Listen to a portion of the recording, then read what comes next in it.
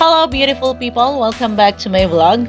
Andito nga tayo mga mare, napadaan tayo dito sa may Robinson's Place, Santiago at tingnan natin yung ganap. Okay, hindi pa natatanggal yung Christmas, yung malaking Christmas tree nila mga mare. Pero this upcoming Chinese New Year, meron na silang pa-display mga Mars. And as you can see, mga zodiac sign. Zodiac, charot.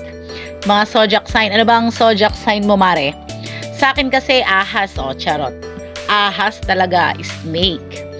At samahan nyo nga akong tingnan kung ano ang sinasabi ng ahas ngayong taon. Kung swerte ba tayo or swerte.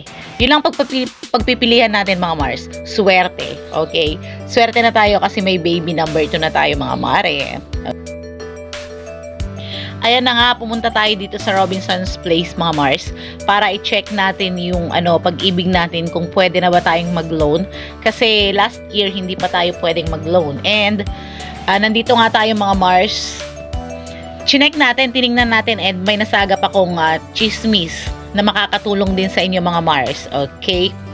Ang PhilSys dito sa Santiago, Robinson's Place Santiago is hindi pa siya nag-o-operate at walang definite time kung kailan magre-resume. So, sa Ilagan daw po yung yung office kung saan sila nag-o-operate ngayon mga Mars.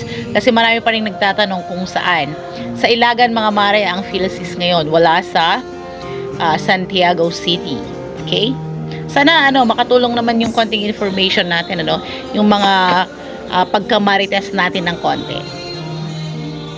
Tingnan nyo mga mare dito sa may second floor sa food court dito sa may Robinson's Place. Meron na silang yung may kumakanta na dun sa may bandang side nila at saka pagka may siguro pag may i-request ka pwedeng mag-request dyan mga Mars. Daan kayo, charot.